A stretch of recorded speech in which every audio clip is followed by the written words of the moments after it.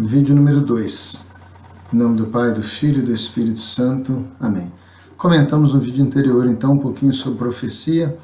Queria me deter, então, um pouco mais propriamente nos escritos de Paulo, primeira carta aos Coríntios, capítulo 12, onde ele narra os 9 carismas de serviço, que é para a edificação da igreja, e de maneira mais especial, no que diz respeito à profecia, primeira carta de Paulo aos Coríntios, capítulo 14.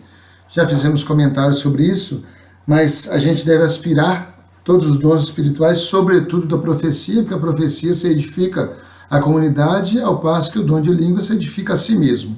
A gente já escutou essa explicação, porque quando a pessoa fala em línguas, nem ela sabe o que está dizendo, só Deus é que sabe o que está sendo dito, e a profecia não, se edifica a comunidade. Então, nós corremos o risco de achar que toda profecia, então, é no vernáculo, ou no nosso caso, em português, o que também não é verdade, e a gente vai comentar um pouco sobre isso, né?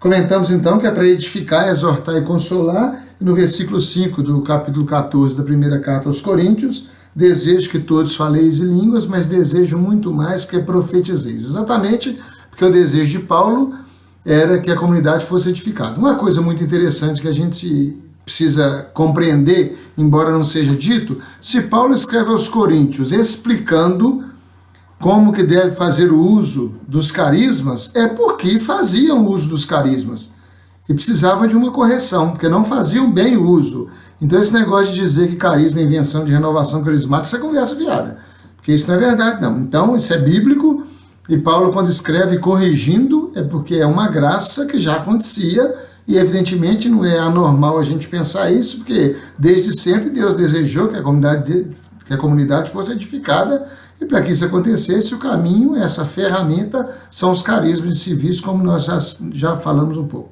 Pois bem, nos manuais antigos, né, a apostila que a renovação nos oferece tem a classificação um pouco diferente, mas eu vou me ater não somente a ela, mas para a gente compreender bem que no fundo, acaba sendo mais ou menos a mesma coisa, né?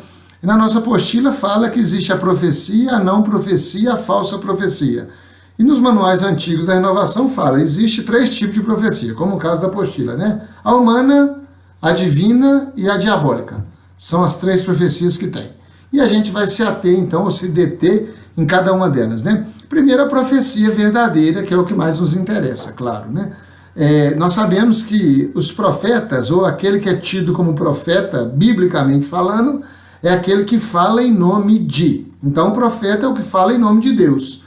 Então nós somos chamados a profetizar em nome de Deus.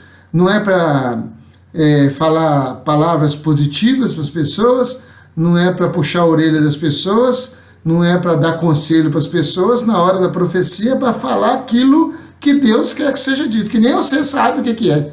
E muitas vezes nós colocamos a nossa humanidade no meio e acaba atrapalhando. Pois bem, então a profecia é quando nós nos abrimos e deixamos que Deus fale através de nós. E funciona a mesma lógica, o mesmo princípio da oração em línguas. Se eu fechar a boca, Deus vai parar de profetizar, porque a boca é minha.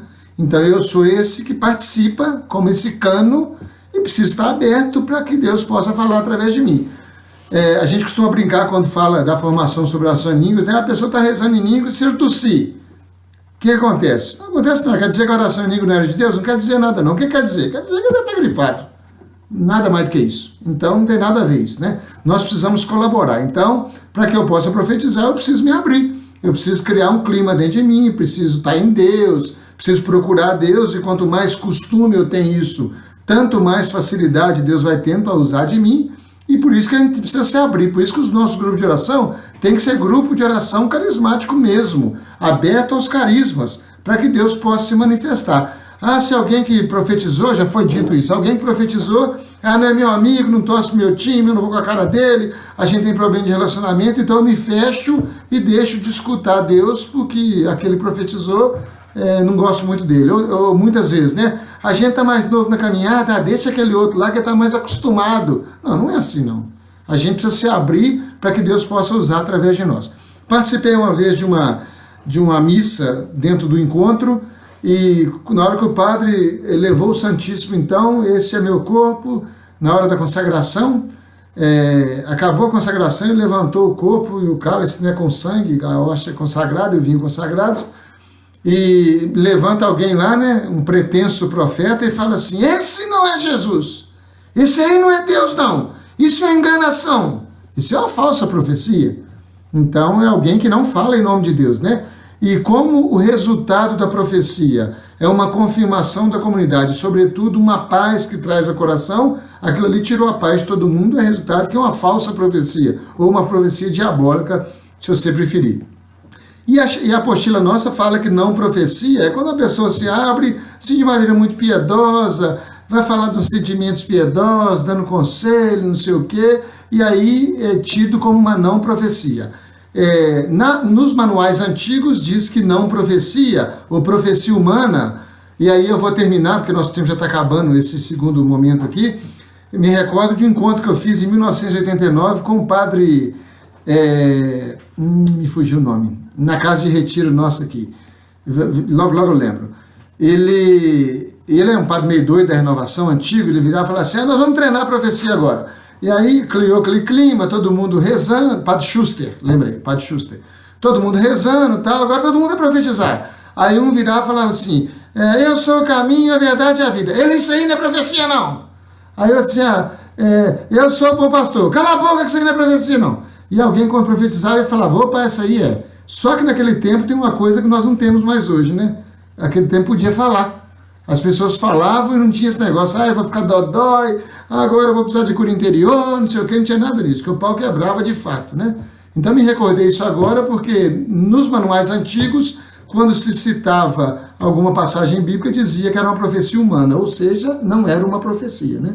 Não faz mal, Jesus é o caminho, a verdade e a vida, não faz mal para ninguém não, mas também não é uma profecia que Deus está falando ou para aquela pessoa ou para o povo naquela hora. Já a gente volta a conversar. Um abraço, Deus abençoe.